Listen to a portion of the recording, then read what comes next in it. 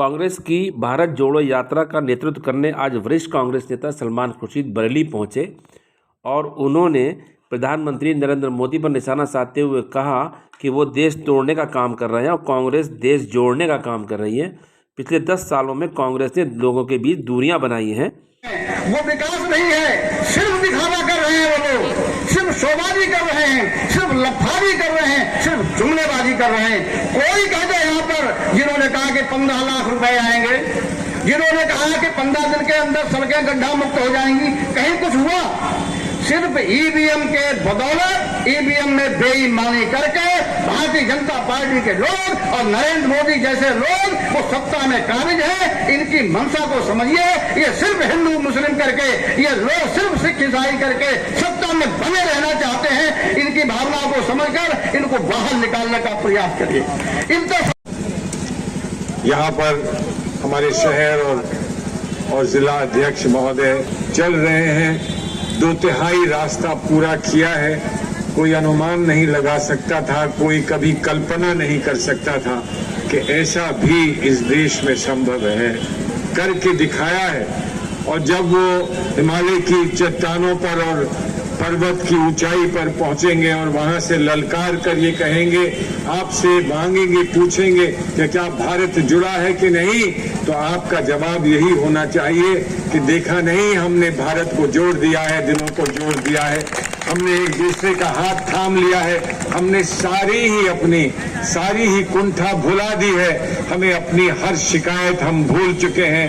अब हम फिर मतवाले आजादी के हैं, जिस तरह से हमारे बुजुर्गों ने। हाथ उठा के लो ना, यार चीन है, लो उठाओ।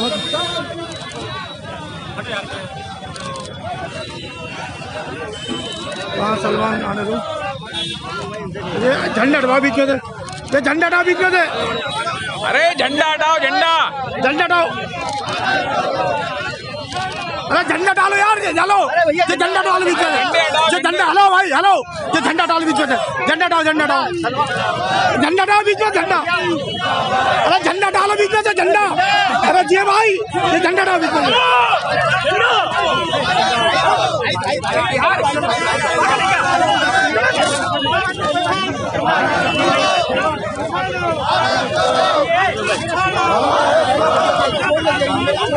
हमारे गॉड हो रही है, आवाज आ रही है। अरे मैं अरुण थोड़ा पीछे मोबाइल।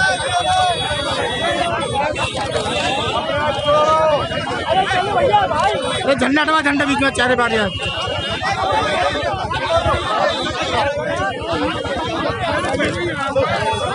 राजीव पीछे आओ, राजीव पीछे आओ।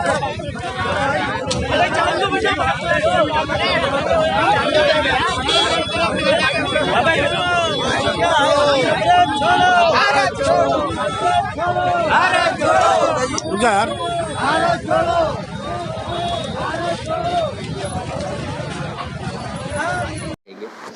देखिए, भारत जोड़ो यात्रा जो चल रही है वो कन्याकुमारी से कश्मीर तक, लेकिन भारत तो यात्रा से बड़ा है, तो हर जगह यात्रा नहीं पहुंच सकती है। तो इसलिए हम लोगों ने ये प्रयास किया है, जो दिशा निर्देश प्राप्त हुए हैं वो ये हुआ है कि भारत जोड़ो यात्रा का जो प्रभाव है वो गांव-गांव तक पहुंच जाए, हर क्षेत्र में पहुंच जाए। ऐसा ना हो कि कोई क्षेत्र वंचित रह जाए।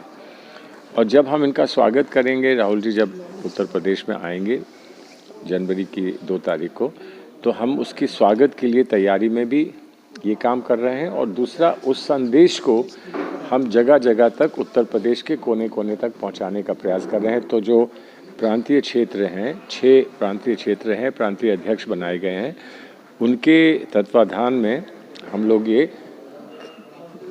यात्राएं कर रहे हैं। और ये यात्राएं 20 और 22 तारीख तक हम लोग समाप्त कर लेंगे। उसके बाद जो समय होगा हमारे पास, वो फिर हम पश्चिम उत्तर प्रदेश में, जहां से वो यात्रा, भारत जोड़ो यात्रा जो मुख्य यात्रा गुजरेगी, उसकी तैयारी करेंगे। हिमाचल में कांग्रेस ने इतिहास बनाया, तो क्या देख रहे हैं 24 में क्या? लेकिन वहाँ अभी भी उठा पटक लगी हुई है, वहाँ मुख्यमंत्री पद को लेकर बड़ा। देखिए, ऐसा है एक ही जगह है विश्व में, एक ही जगह है जो जहाँ पर उठक पटक नहीं होती, और वो जो है ग्रेवयार्ड्स हैं, जहाँ पर आदमी में जान नहीं रहती वहाँ उठक पटक नहीं रहती, जहाँ पर हलचल होती है और जहाँ बाज़ार होता है, और जब बाज़ार गर्म होता है तो उथल पुथल तो होती है। लेकिन हिमाचल के लोग इस बात को समझते हैं, वहाँ के नेता सारे समझते हैं कि ये एक सूर्य की किरण बहुत अंधेरे में पहली दफ़ा कई सालों बाद हमको देखने को मिल रही है, और वो जानते हैं कि इसका महत्व क्या है। ये भी जानते हैं कि यहाँ से संदेश पूरे भारतवर्ष में जा रहा है।